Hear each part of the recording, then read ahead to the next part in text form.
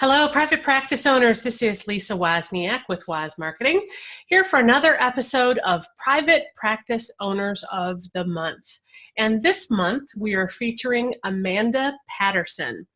Amanda is a private practice consultant who helps therapists create business plans, and she's the owner of a group practice called Caring Therapists of Broward in South Florida. And she's also the founder of My Private Practice Tribe, which is an online community for therapists in private practice. And the main reason why we're featuring Amanda today is I just absolutely love the way that she is giving back to her community of therapists through the construction and training and coaching and development of business plans. So, Amanda, welcome. Thank you for being here today. Thanks for having me. I'm really excited to be here. So can you tell us a little bit about how you came upon that as your niche? Yeah, so it's funny because when I first started my practice, it's been now will be 6 years that I'm in private practice. And I didn't think of myself as a business owner initially either. I saw an advertisement for office space being rented. I'm like, sure, I'll rent office space from somebody. Sure, I'll charge some money, and sure, I'll make a little bit of money, and I'll advertise, and let's see where this goes. And the impetus for me was really that I was not happy at my agency job. I think a lot of therapists get to that place where they work at an agency job for several years and they're unhappy, and then they decide they need to do something else, and private practice seems to be the way to go. And somewhere along the way, I realized if I really wanted this to be a long-term plan, I needed to have a plan. I needed to create a business plan. And so when I went to kind of transition out of renting from somebody and opening up my own space, I realized, no, this needs to be formal. I need to actually have a business plan. I have to have a marketing plan. I need to know. I really like to do SWOT analyses, which is looking at strengths, weaknesses, opportunities, and threats. And then from the place of the opportunities, creating goals, just like we do with treatment plans, right? Therapists are really good at making treatment plans for their clients. And I would like for us to be really good at making business plans for ourselves.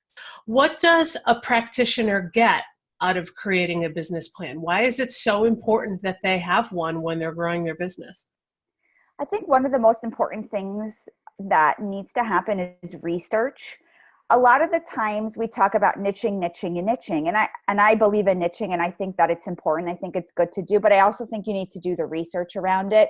I think you need to find out about the demographics of your area.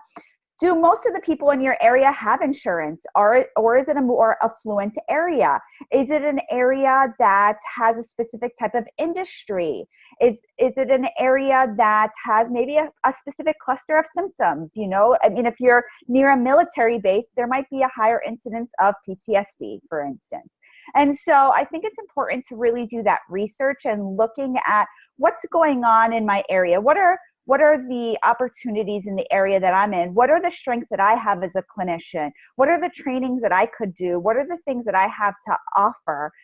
If you're looking to do a private pay practice, what are the most lucrative niches? I think all of those things are really important.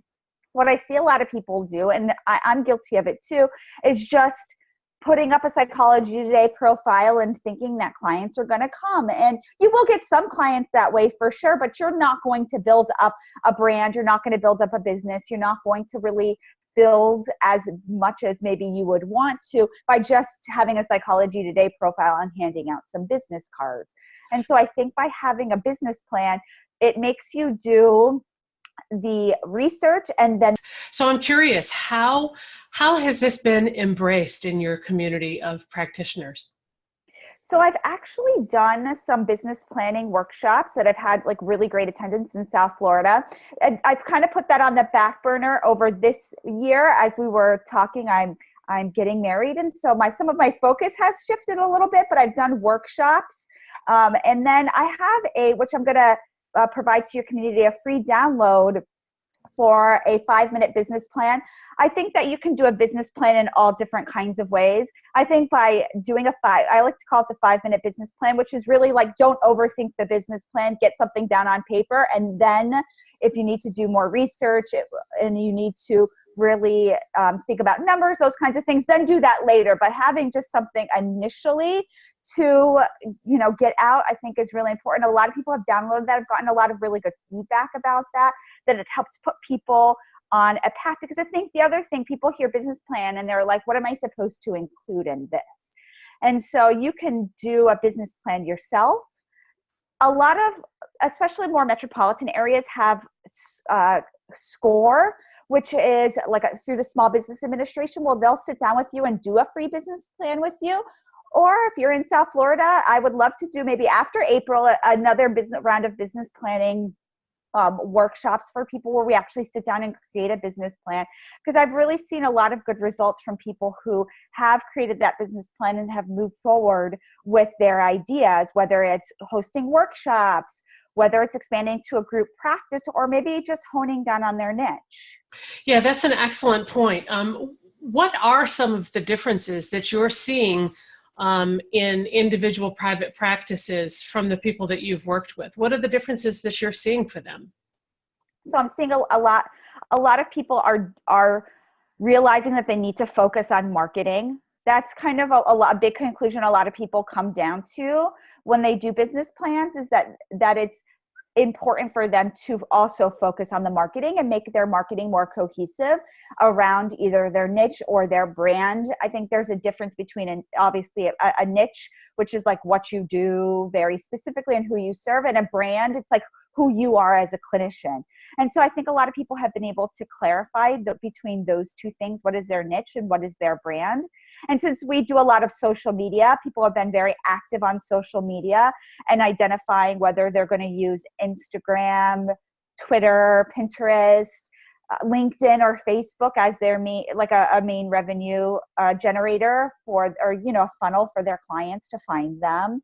That's a big one that a lot of people realize. It's like, maybe I don't need to be putting my time into Facebook. Maybe I need to be putting my time into Google AdWords. And so I think that's another thing that a lot of people discover by doing a business plan is, where should I put my money? Yeah, that's a good point. And something that's really important to keep your focus on as you're talking about growing your practice, because I think that we all have this kind of knee-jerk reaction that says, I want to do this and I need to do that and I need to, you know what I mean? And the pot of money is only so big, right? So you really need to make some smart and strategic decisions as you think about growing your practice. So good for you. So how has your practice been different as a result of the approach that you're sharing with others? So I think the biggest thing is that my practice has grown. I went from being a solopreneur. I was renting office space from somebody. Then I decided to venture out on my own and do sort of like a private practice collective where I rented a larger office space and rented out. I was like basically a landlord to other therapists. And that just, when I really started to look at what I wanted to do and what I wanted to create, it didn't align with I was going to call it a treatment plan, with my business plan. And I realized that I wanted to have an actual group practice. And so about 8 months ago, I transitioned over to a traditional group practice. And in this 8 months time, I've realized I need larger office space. So I'm actually in the process of looking for doubling my space. So I'm in 3 office suites now. I'm going to be looking for 6 offices in a more cohesive unit for that branding. Our business plan includes running groups. I need a space to run groups, right? I need a space to do workshops. I love connecting with therapists, but the office that I'm in now, though we have a conference room and I've done workshops there, it's not really conducive to maybe hosting a once a month meeting where we can do business planning, right? A networking event, or even doing an open house. And so I realized like my business plan includes all of these things, and the office space that I'm in just doesn't allow for that. And so though sometimes you're right, like the pot of money is only, so big, and, you're trying to make really good strategic moves, I realized this is a great move for my practice. And so having a business plan has helped me to see that. And I also run the finances. I do the numbers. I do projections.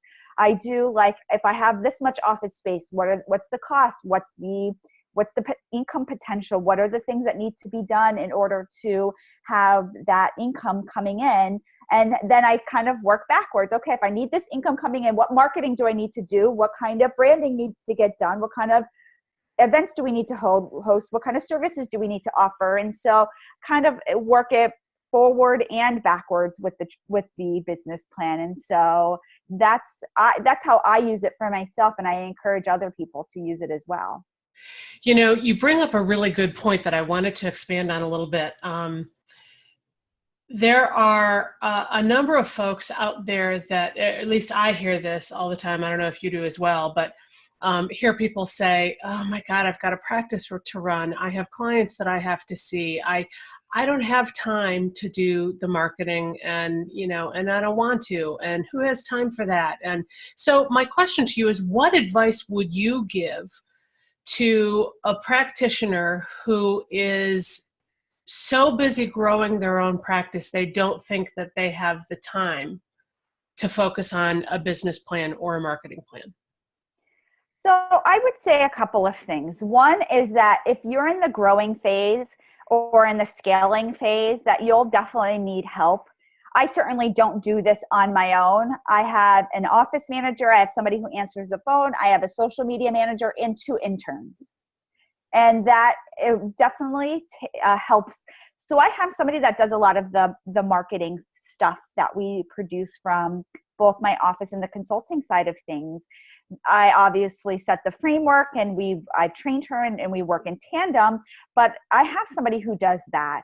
And so if you really are wanting to focus on being a clinician and you don't want to market, then maybe you need to hire somebody that can do some of your social media, or maybe you hire a company that can do AdWords or SEO or some of these other things if you don't have the time to do it, or that's not your forte. And so I think the bigger that you get, or the busier you get, you're going to need help. I also think that you do need to carve out some time, at least if it's, maybe an hour a week, that you just focus on doing, maybe reviewing your business plan, reviewing your goals, reviewing your finances, reviewing how your marketing efforts work. I think that's a part of being a business owner.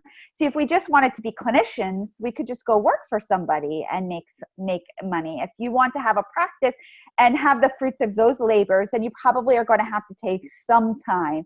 It doesn't have to be an extraordinary amount of time, but you need to take some time in order to really work on your business. That I love when you had said, if you just want to be a clinician, you can go to somebody else's practice and focus on being a clinician. I think that's such an important point to remember. I mean, there's a reason why you went into private practice in the first place, right? You wanted to be your own boss. You wanted to have the autonomy. You wanted to be able to grow something larger than yourself. And if all you want to do is be a clinician, that's fantastic. That's wonderful. God bless you. Go be a clinician. But if you want to be in private practice, that's pretty much what it takes. Wouldn't you agree? I would agree. You have to put on that CEO hat. You're essentially the CEO of your company. Even if it's a one-man show, even if you're, seeing 3 clients a week, you're still the CEO of the company that you're running. Absolutely. Listen, you've given us some great insights today, Amanda. How can folks reach you? So the best way to reach me is on Facebook. I have my Facebook group, my private practice tribe. So I would invite anybody listening to join, or you can email me. It's Amanda at amandapattersonlmhc.com. Well, listen, thank you so much for joining us today. Again, folks, this is Lisa Wozniak with Woz Marketing, and we're sharing some time today with Amanda Patterson. I encourage you to reach out and learn more about some of the things that Amanda is doing from a business planning perspective. So thank you so much for being with us today, Amanda. Thank you. Okay, everyone, this is Lisa Wozniak with Woz Marketing, helping you navigate your yellow brick road. Have a great day.